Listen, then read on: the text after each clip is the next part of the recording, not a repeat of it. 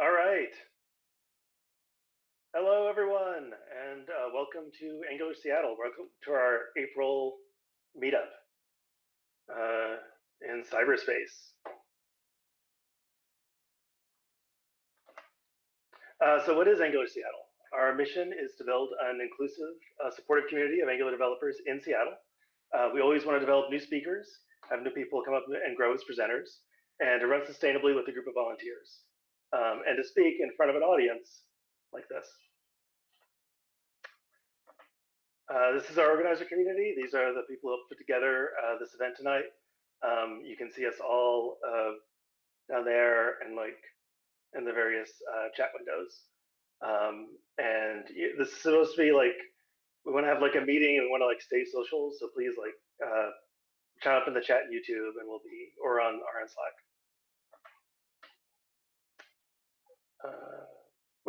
So yeah, we need volunteers. We always need new speakers, organizers, and mentors, and that's true even when we're all staying at home. We need more people to organize events. Ways to get involved: organize a meetup, create another kind of event, and just come talk to us. Join us on Slack and hang out. In this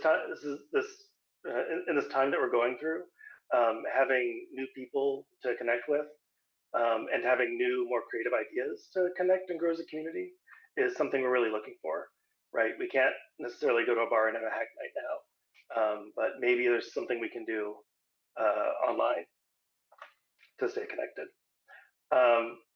As always, one of the best ways to contribute is to give a talk. The best way to become an expert in something is to give a talk about it. You don't even have to know what it is, right? You can just decide, I'm going to learn about Scully or prerendering or something like that, and then go research it and then share with us what you learned. They don't need to be perfect, especially virtually.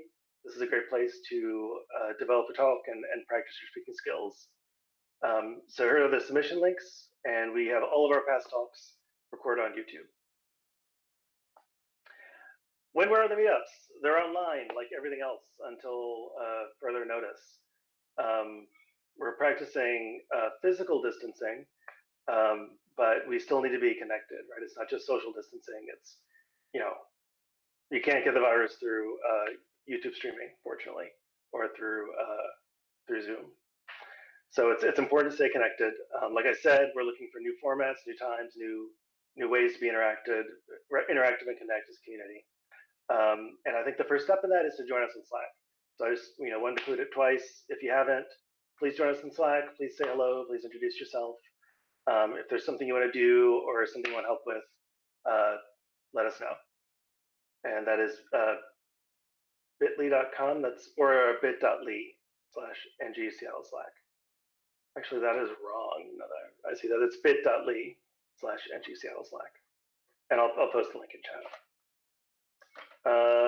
So the agenda, we're going to talk about some of the new debugging features that Ivy gives us with Mike. Nicole is going to give us a review of technical writing, Google's new technical writing course. And Chris is going to dive in deep on Scully with us. So, all right, with no further ado, let's give it over to Mike.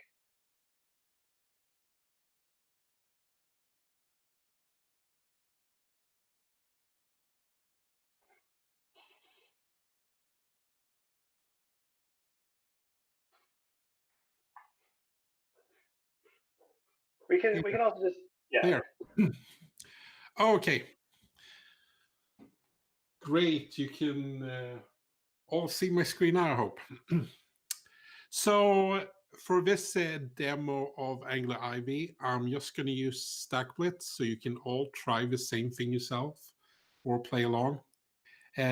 So for StackBlitz here, just going to open up stackblitz.com.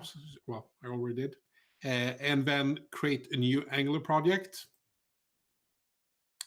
And you can see it now starting up and downloading everything, and it's already up and running. A few seconds here. You can see here we are on Angular 9.1, but this one is not yet running in Ivy. So we're going to start with upgrading this project to Ivy.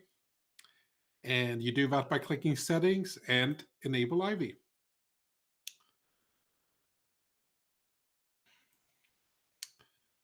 And you can see it's now rebuilding the entire application, and it's already done.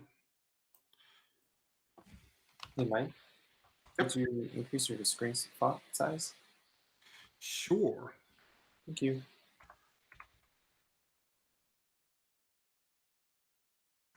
Let's try that.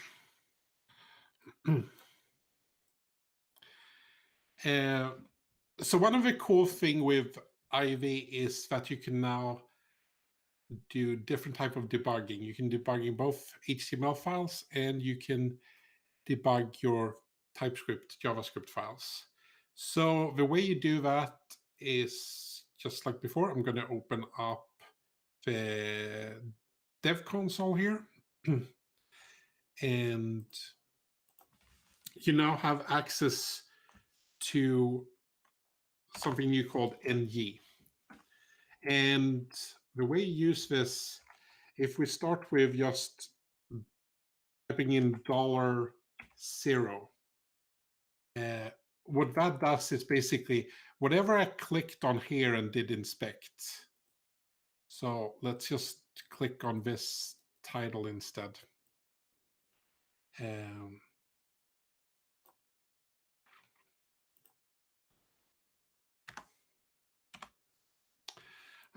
You can see that it now selected the header 1.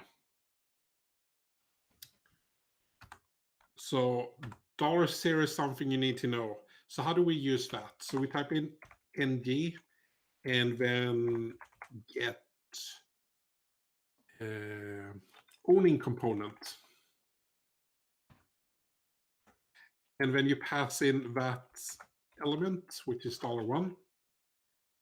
And you can see here, it now returned the hello component. So if we take a look at this product quickly.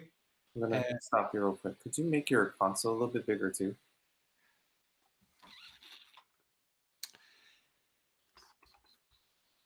Thank you.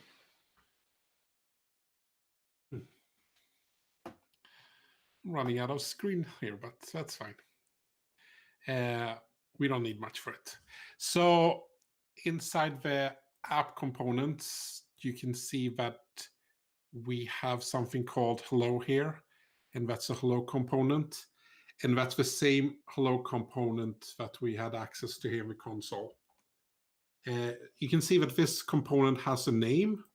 So what if we create a new variable called component? And we'll declare it like this.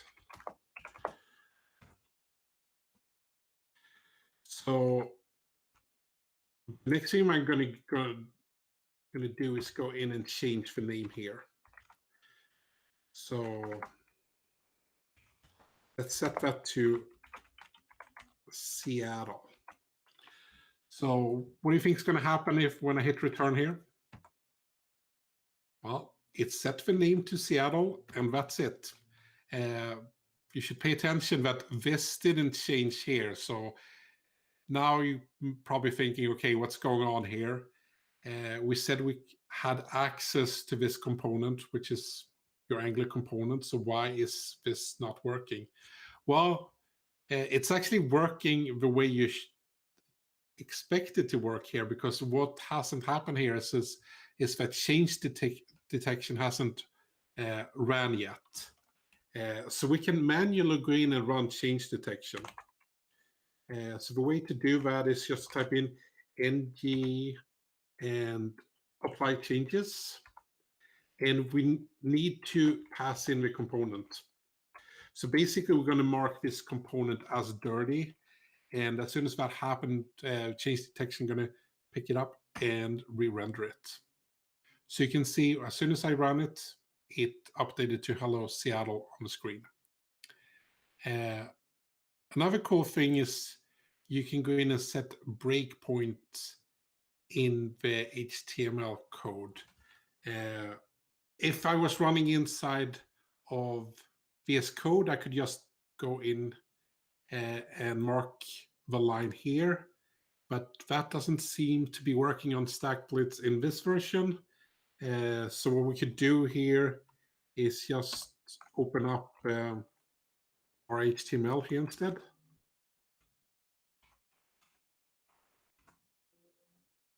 And just go in and mark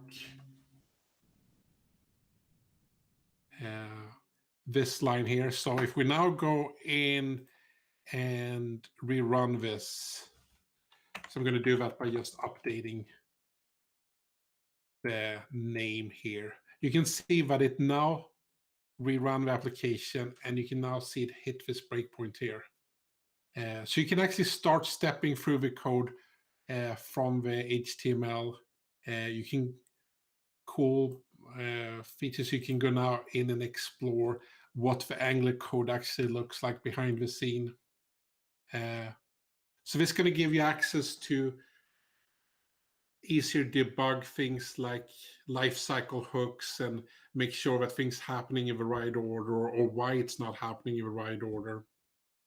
So anyway, this is just some cool things that you can do with Angular Ivy that you could never do before, at least not in a way that's this easy.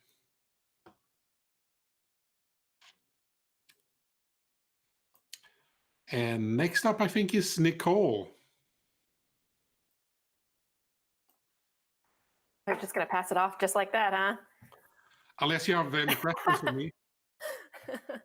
No, that was great. That was great. Or any questions in the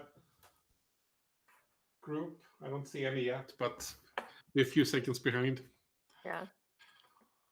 We can do Q&A in the end, always. Yeah. Maybe we can like save questions for the end. I hope nobody has any questions for me because I don't really know that much about technical writing.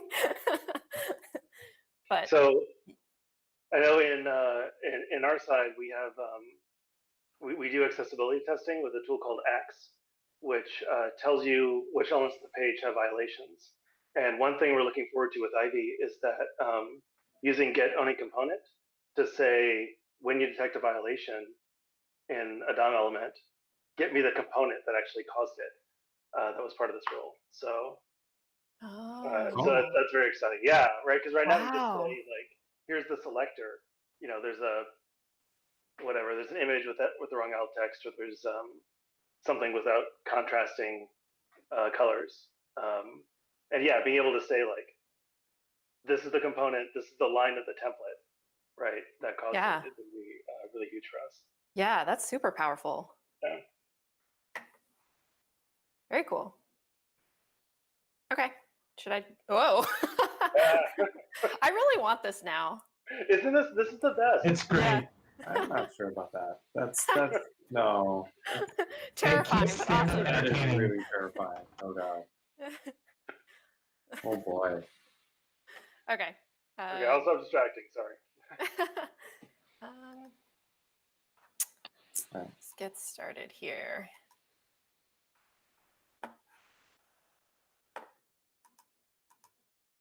Do you see my screen? Good? Yep. You're good. Okay. Cool. So, hi everyone.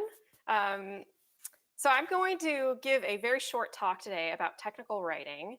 And I want to preface it by first saying that I'm not like an expert in technical writing by any means. I am just a person going through the Google technical writing course, which is available online for free. And I wanted to share it with you all because I've gotten a lot out of it so far. And it's available to everyone, so why not? So it's actually split into 2 courses, and there's about 8 hours of content total. And the reason why I wanted to do this course is because I have been writing, I'm working on NX Cloud with Narwhal. It's our latest product, and we wanted to like write up some material to like help developers like get onboarded and understand how to use the product and what it's doing. And I know like all the things that I want to say, but I found that when I like started writing them all out and trying to express them in a clear and meaningful way, I was having trouble. And I used to kind of consider myself like pretty proficient at writing. I used to do it a lot in school, and it was like one of my favorite subjects. But I think just like after many years of like working in code and like not really focusing on writing, I'm pretty out of practice. So going through this technical writing course has been a really great opportunity for me to sort of practice that and get back into my flow. So today I wanted to kind of share with you like three things, three small tips from the course that I've picked up, because I'm not gonna go through the entire course here. I just want to share three things that have spoke to me in particular. So this is a quote from the course, and it says, "The work of writing is simply this: untangling the dependencies among the parts of a topic and presenting those parts in a logical stream that enables the reader to understand you." So the goal with technical writing is clarity, right? Like the main thing that we're trying to do with technical writing is get across a point. We're writing documentation, we're communicating technical concepts to colleagues or talking to customers. And so that's sort of like the focus, the thing that you should keep in mind when you're coming into writing documentation or something like that. So here are my three tips for you. The first one is to choose strong verbs.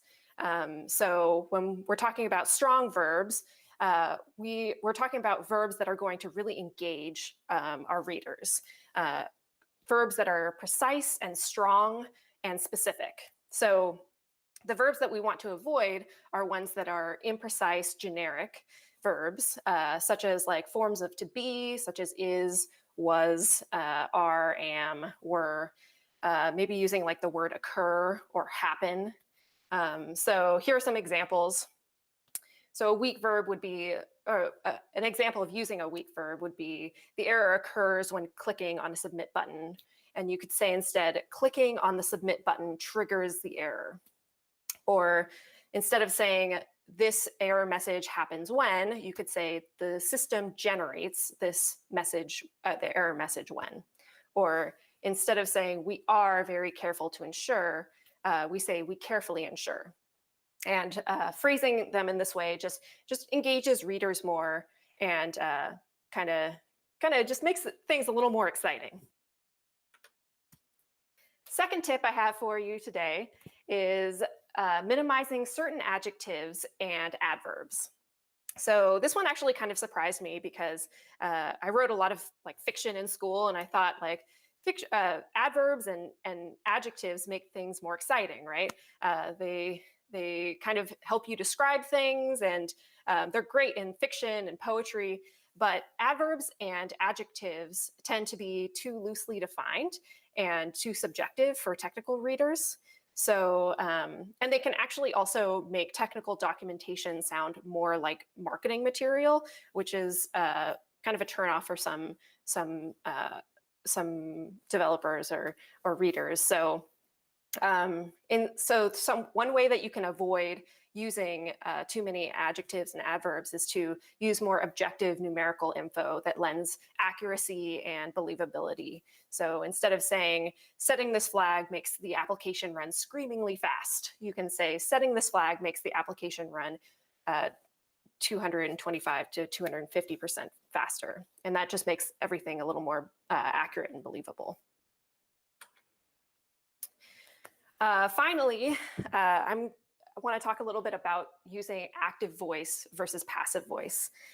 So active voice is really what we're talking about here is like laying out your sentences. So active voice layout is having the actor and then the verb and then the target, whereas passive voice is having the target and then the verb and then the actor, which I haven't really thought about in a really long time. I'm pretty sure I learned this at some point in my schooling, but I've forgotten. So an example here is like active would be the cat sat on the mat, whereas the passive form would be the mat was sat on by the cat, or the mat was sat on. You can leave the target out in that version too. Or like another way of using an active voice, especially in documentation, is to like give a command. So saying something like sit on the mat would also be like an active form. So some examples are, instead of saying read-only access is provided by mutable input, you could say mutable input provides read-only access. Or instead of saying Python was invented by Guido van Rossum in the 20th century, you could say Guido invented Python in the 20th century. And then finally, instead of performance was measured, we measured performance. So these are just like subtle ways that you can kind of make your writing more engaging. And I honestly like never really thought about this before. Like every time I write out documentation, I'm just like kind of writing a stream of consciousness, and then I try and like clean it up a little bit and like make it more compact. But now that I've done it, I like go through like some of the things I've written, and it really makes a huge difference. So I definitely recommend you check it out. This is the link to the course, and yeah, hope you check it out and write better documentation. That's all I got. That's really cool. Has anyone used Grammarly? Like, I just realized. I've heard of it. I've heard of it. I've used it a couple of times, and it's been interesting to use. Does it like help you find active versus passive voice? Yeah, I think that's more like the features you kind of have to pay for like more the like phrasing your voice as opposed to just the straight up like grammar checking. It's been a while since I've used it. Like it could have changed, but I seem to remember like one of the tiers you can pay for is more like shaping your voice. Does it distinguish between different like different types of voices? I think so. I never used the paid version, so Okay. I mainly use it as a good like grammar checker and making sure that like it's really helpful in like blog posts and stuff like that. But. Yeah, absolutely. I'll have to check that out. Yeah, I just looked around, and there is a Google Doc add-on to help you catch passive voice, and I think I'm gonna try that out. Yeah. Yeah. Very cool.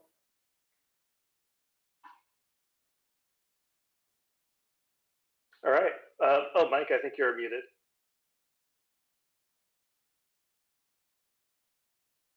All those great jokes are going to waste. Now I was going to say, can we have some type of linting rules that check our documents for passive voice? Just put warnings in, and I think that's $1 million product that you need to get started on. it shouldn't be that hard. You have the basic grammar rules there. You can. I don't know. Pick apart a sentence, and yeah. Internally, the Angular tutorial is you build a blog app, and one of the last things you do is you connect it to a service that does natural language processing and analyzes the sentiment of the post to see if it's like positive or negative. So I bet very cool. I bet there's something like that. All right. Well, next up we have Chris with Scully. I'm sorry, the active voice. Chris will be presenting Scully. Right. Thanks. Can Chris, you guys hear Chris me will all right? teach us everything else about Scully. Yes, we can hear you. Awesome. Sounds good. You're a little bit off to the side of your camera, though. I guess we should like. Should I center myself better? Craig, can you pin Chris? Will that help? He's pinned. Yeah, Oh, okay. Okay. There's the delay. Okay, never mind. Ignore me. All right. I'll wait till it goes full screen on the stream. Cool. There we go. So today I'm going to be talking about Scully.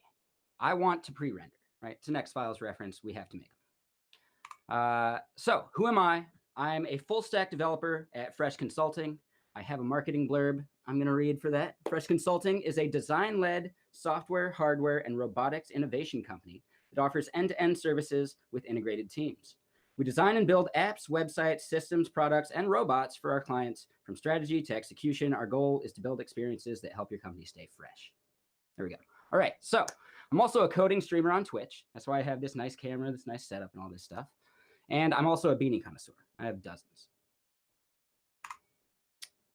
So getting started, though, what are we going to be talking about? We're going to be talking about Scully. What is it? It's a static site generator for Angular.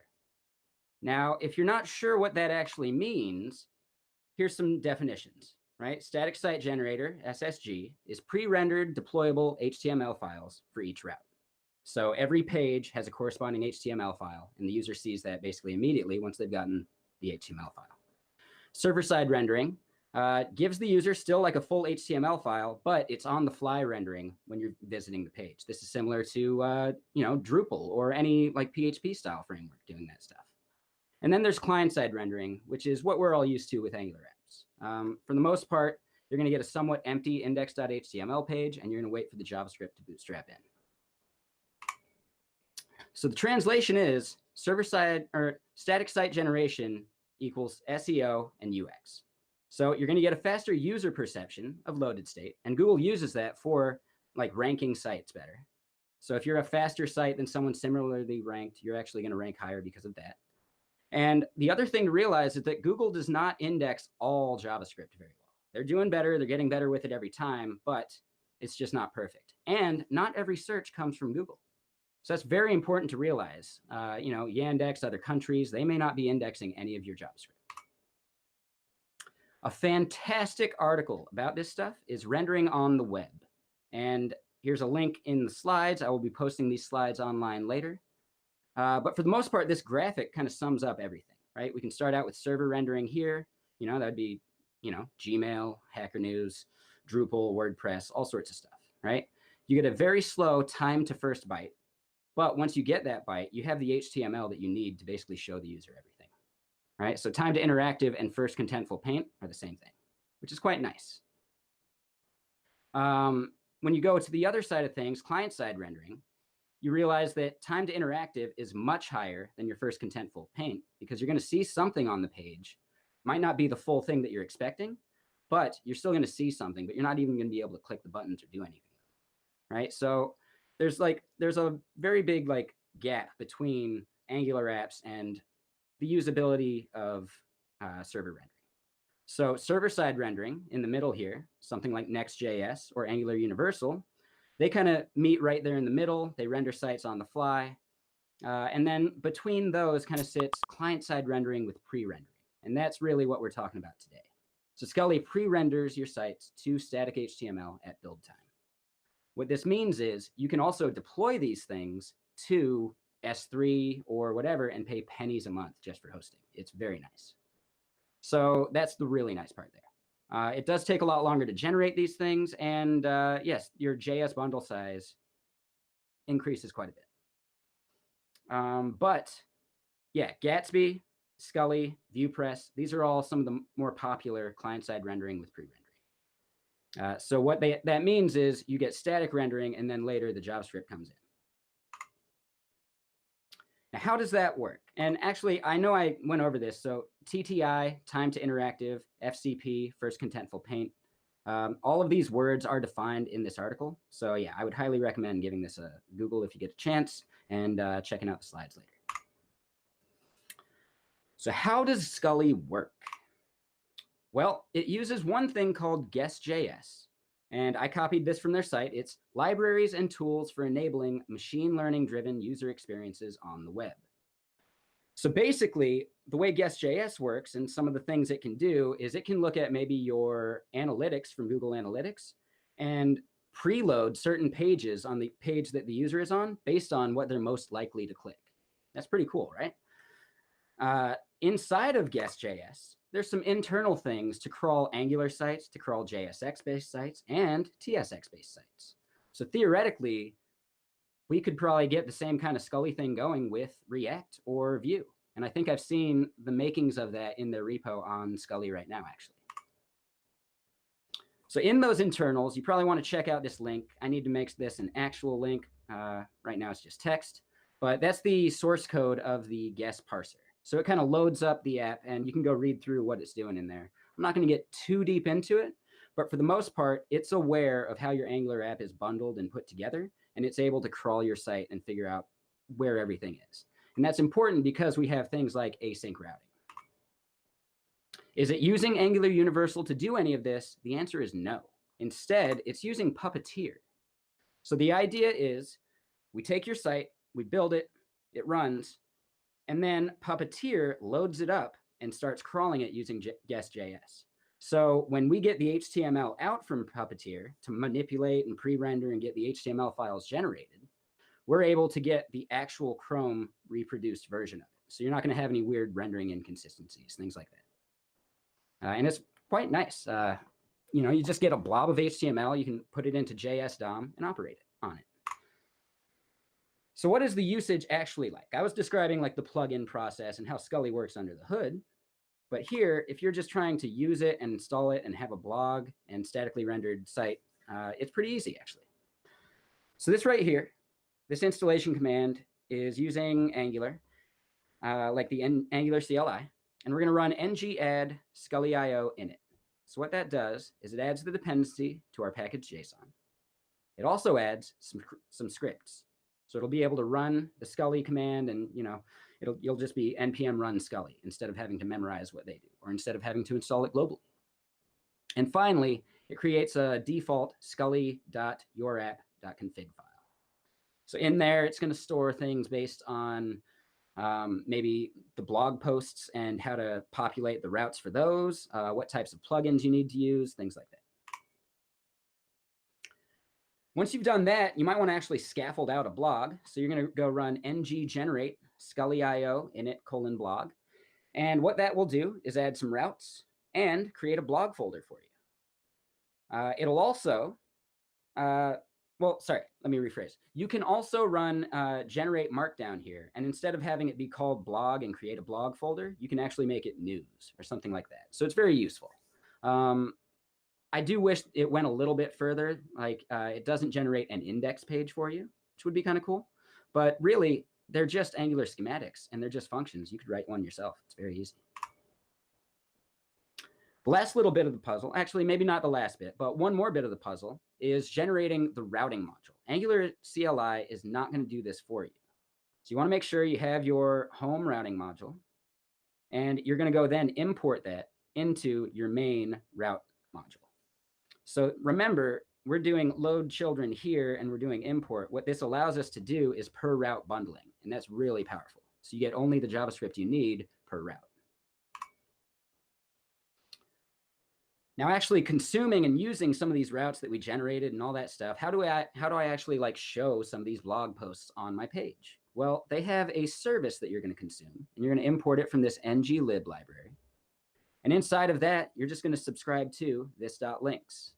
Keep in mind, this is a single observable. It's a cold observable. You're going to request it, get a value back once, and then it's done. So it's like an HTTP request. In that regard, you're not really expecting this to change because this was all determined at build time anyway. So you don't need this to be a hot observable. Lastly, you're going to build the thing. You're going to run the Angular build first, because we have to have the app built to actually like crawl it with Puppeteer. And then after that, you're going to run Scully, and it's going to do its magic. One of the useful bits to determining whether you're in Scully or you're in the browser is they expose some utility functions, like is Scully running?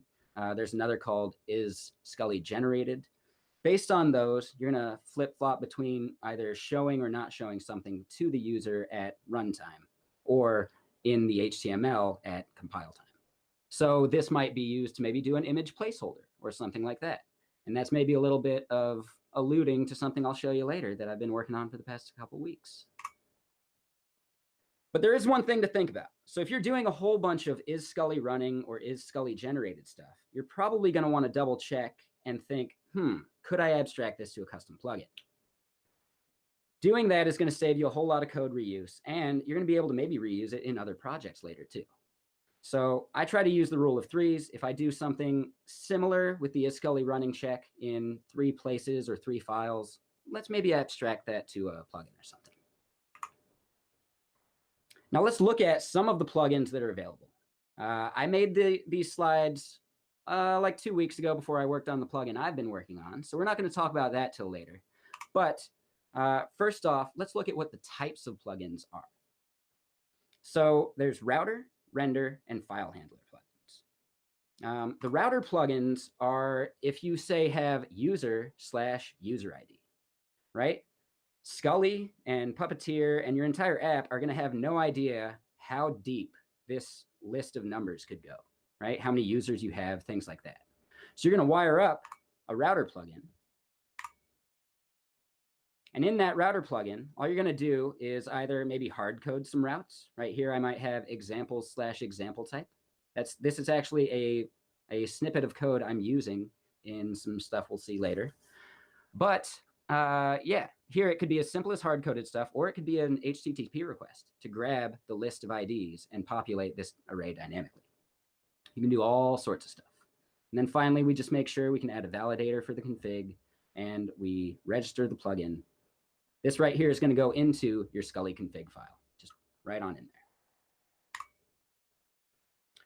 The next little bit is render plugins. So render plugin is used to transform the rendered HTML, like maybe adding a missing title attribute or image lazy loading, which we'll get into later. But for the most part, just think of it as I need to do some jQuery type logic so that the user sees something preloaded, and then later we can bootstrap it in. Maybe SEO needs to see it, things like that. Last but not least, we have file handler plugins. So the ones that they have already are Markdown file plugins, a CSV plugin, and an ASCII doc plugin. This is just to read in non-JS file types, parse them, and turn them into HTML for later. That way we can, render it out to the user and make it nice and pretty. One of the plugins that's currently out there, a good example of a render plugin, is this Lazy Images plugin. He's mainly just using intersection observer and just some fetches, not really doing too much as far as like image processing or any of that stuff goes, but it's still quite useful. There's also the Markdown plugin. This is one of their official ones, but it's probably the most useful one as far as the file handlers go. Because yeah, I like Markdown. It's the best way, I think, to make blog posts and things like that. You do get to use front matter for metadata. You can also add HTML in there as you like, and it'll be just populated through as HTML. One thing I've realized is you cannot wire up Angular components in there yet, so I do think that would be useful in the future. Some other plugins you might be using at some point, JSON. This is to fetch some of that remote data at build time. So not necessarily for the render or the router plugin that we talked about earlier, but maybe you just want to have some extra metadata you throw into the page at build time. You can just do that, nice and easy. Maybe like the time it took to build. That could even work. The time it's, like server latencies, things like that. Another is ignoring certain routes, right? You might actually just want to not have a certain blog post render until you're done with it, but you still want to have it in the repo. So yeah, you can make that ignored and not shown at all. And I think one of the cooler ones here is you can generate your sitemap.xml. I really don't ever want to have to do that by hand. So tools that do that for me are awesome. So now let's talk about deployment. What does that look like? Well, for the most part, it's going to work anywhere that static assets work. I'm currently running into a weird issue with GH pages and the base href. I think it's just something I'm doing wrong, so I'll fix that. But for the most part, yeah, Netlify, Firebase hosting, GH pages, AWS Amplify, and AWS S3 CloudFront. Any of these things are going to work fine. And really, like S3 CloudFront, you're going to be paying pennies a month. So awesome. And I will point out, for the GH pages thing, I've had it working with other projects. I'm simply describing a current project I have that has some href issues. So now, shameless plug, I made the GitHub action for publishing a Scully site. I definitely just forked this right here, the Gatsby version, and I just changed a couple of the things to make it Scully specific. But it's right there, you can use it, and it's pretty awesome. And they've even called it out in the README, which I'm really happy about. So now it's demo time, right? We've kind of talked about it. We've looked at it. What's going on here? So I'm going to refresh this page first, and we're going to go look at it.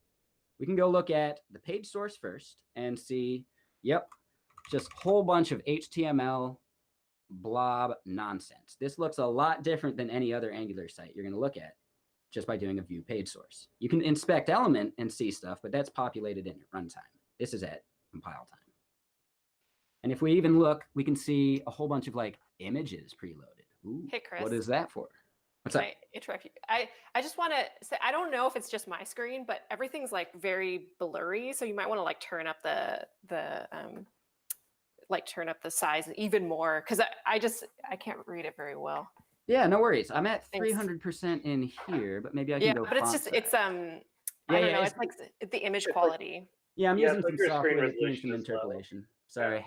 But yeah, 1 second. Let me see if I can just increase font size on here. But I mean, really, all you're seeing is just a blob of HTML that you would not see in a normal, Sure. Angular app. That's what I was mainly getting at here. So yes, let me go zoom in here though. So yeah, we get this statically rendered site, and you might think, hold on. Now I've done this before with Angular Universal. Let's make sure this still works. Let's go to settings and turn off JavaScript. We do that. Oh, I was looking at the wrong tab. Sorry. So we go in here to settings and we turn off JavaScript, and it's going to work just fine. So we refresh the page and boom, nothing even happened because it loads that fast. We're local right now instead of deployed. That's also part of that. Oh, that was the wrong button. So I mentioned that whole image thing, right? Let me get that going again. Let me get the JavaScript on because we need that to show what I'm going to show. Now that we've refreshed and we have JavaScript on the page, we can go down and look and see, bam, look at that. So here I have some components that I will be releasing as soon as I can, but I've got some issues to work out first. But we've got a similar thing to what you might be used to in Gatsby. We load up a simple placeholder, and if I go in and inspect element on it and remove that blur, we can see that it's just, oh, I gotta do the WebKit blur too. We can see it's just a super tiny version of the same image that we just expanded out and then threw a CSS blur on. So that's a very common technique for previewing images, but it shows us the power of what we can do with a tiny, tiny asset. It is only 42 pixels wide, right? And if we compare that size, I think it's something like, oh man, like 5 KB. Let's look at some of these. Ooh, Chrome shows them. This one doesn't. Interesting. Okay, so no big deal. We'll move on. The next step, let's look at one of the other ones. This is a traced SVG version. So we're using PO trace to trace the image at build time, similar to what you'll see in Gatsby image. And yeah, we can just refresh the page. Actually, we've got some issues with the page refresh. Sorry. We can refresh the page on the live preview right now and show you it working in real time at full size. So we refresh. We have this asset. Later, the full-size image gets fetched at runtime, and then as that's loaded and finally loaded, we show it to the user and fade it in. And the last one that I have to show is Squip. Now, this is not a very flattering placeholder, but it's still a good example of what you can do with an SVG. So we go here, we can generate this shape, and this is just, maybe like 30 or 40 shapes just to create that as an SVG. But it's at least like a little more like color, something like that. You can like brand your site better. And you can do more than just triangles. We go and look at the config. You can pass in things like, the shape. Sorry. Yeah, so the number of steps, the shapes, the shape type, triangle is the default, things like that. So I made this plugin and it was actually pretty easy. A lot of the stuff that I was trying to do was, let me just replace the source of the image at build time with the data URI that's optimized. And then at runtime, load something from a thing they call the transfer state. So the idea of transfer state is you're going to make some changes to the page, but you want to propagate it from build time to the runtime, right? Remember, we built Angular in a certain way. Once it loads in, it's going to render the templates and everything it sees as it expected them at compile time. So when we're at runtime, if we had anything different from our Scullified HTML, we have to make Angular aware of that through the transfer state. And that's just a little script tag that they throw into the window on your HTML page, and then they have a service for you to consume it. So let's go back to the slides. I'd say that was a success, right? Yeah. Applause, applause. Yeah. So next, let's go into some extras. So if you want to make some custom schematics, it's actually really easy. All you want to do really is maybe go check out their custom ones first. Looking at their blog schematic or their markdown one will really show you how simple it is. All you do is create your template files, render them in using a templating syntax, and you can just fill in and create files for the user. So if you want to make a blog that has an index file, you can do it. So yeah, that's pretty fun too. If you want to do stuff other than Markdown, there's the ASCII doc thing. But there wasn't one for CSV, like I mentioned earlier. I don't know what you would do for that or how that would work, but you could do it. So if you're trying to make a file handler plugin, yeah, the community could really use your help.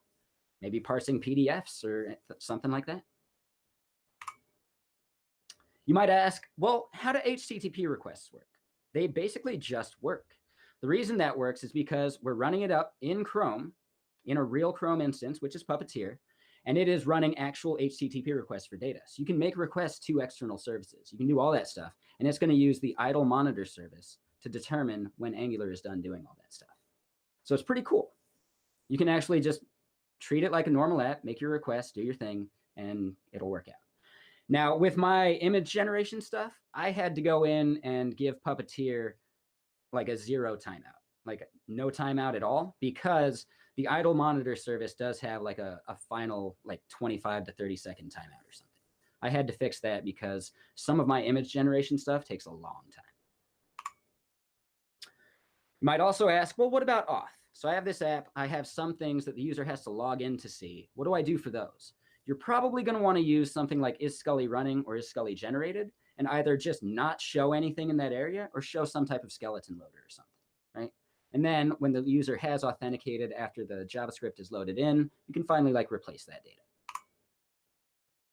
Now, this is one of the older slides. We said image preloaders, blur up, etc. Not much there yet. We're very close, very close. I hope to have this released within like the weekend or so. So now, wrapping up. Are there any questions, any issues? I've totally got time. I just give people time in chat just in case.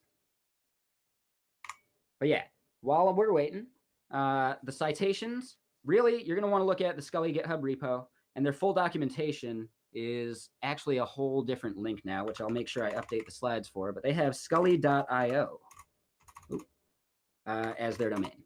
And it's a very clean marketing site. You'll notice the site I had from my Scully image documentation, I basically ripped off their design. I hope they're okay with it. So yeah, thank you guys for letting me talk. I think that sums it up, and I'm happy to answer any questions you guys might have. That was super awesome. Thanks. Yeah, that's really I'd heard of Slides. I'd heard of Scully, but I didn't know they used Puppeteer for rendering. That's crazy.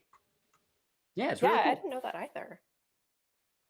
And so just to be clear, it's inserting magic that is like starting your Angular app in the background and then replacing, like hydrating the components live. Is that right? So that like the page actually becomes a single an SPA. Yes, absolutely. So what's happening here on this page is we had an issue where I did maybe this refresh here. The reason that Right. refresh breaks is because Angular then bootstraps in and takes over Right. where we were, stuff like that, right? So if we just made sure and had a service to memorize where they were scrolled to, we could re-scroll them back to it. Wow. So that's the thing I'm going to fix for that. But yes, keep in mind, though, that Scully is definitely very early stages. Don't use it for production just yet. It's definitely got some bugs. I uncovered quite a few today right before this talk, so that was fun. I think I heard recently that there's some other bigger companies out there using Scully also. Like I want to say... I'm trying to remember. Someone told me there was a big case study about it. Yeah, I want to say it was like 1-800-CONTACTS or something like that. So it's definitely getting some use out there. Cool. Yeah, I'm excited about it. Awesome. The blurred images looks really cool.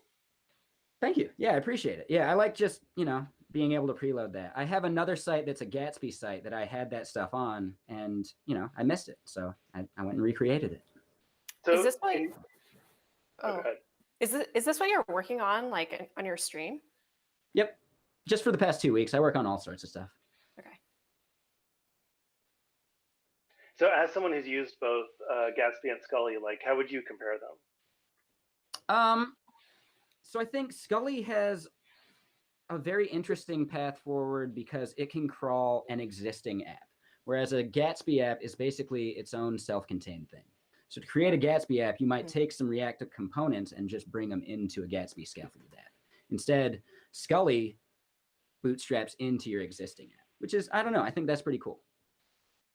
I would also say, though, that Gatsby has a lot more of just like a head start as far as plugins and what like the power they have with the GraphQL and things like that. So Gatsby is definitely, I think, still a better tool, but Scully is closing in. I think it's getting a lot better, a lot quicker. That's crazy. Yeah, and it just came out like, I don't even know, like 3 or 4 months ago. Yeah, I think the announcement was February or something like that. Yeah. Yeah, it was like beginning of the year. Wow. Yeah, it's pretty impressive. All right. I wonder if the rendering is bad just because of internet connectivity right now. Could be. I Runs think on my Netflix. rendering is bad because it's some software I'm using. I had some issues where like my screen was like flipped and all sorts of stuff. And I'm using some like third-party software to flip that. Yeah, Chris, your video looks really high resolution, but your screen looks lower resolution. So I think it's Interesting. definitely the screen. Yeah. Okay. Yeah, I'll have to look into that. Will you have the slides available? Yes, I'll be putting the links to the slides up on the meetup page. Cool. Nice. All right. Well, thanks. Yeah, thank That was you. great. Yeah. Thanks everyone for watching too. First stream. Yeah. First streaming meetup. Thanks everyone who tuned in and hung out with us. Once again, please join us in Slack or connect with us on Twitter and let us know if there's more ways you'd like to get together events like this. Yeah, definitely. Very cool. Well, cool. Thanks everyone. Bye. Thanks for all the presenters. Bye. Thanks, Chris. Bye. Bye.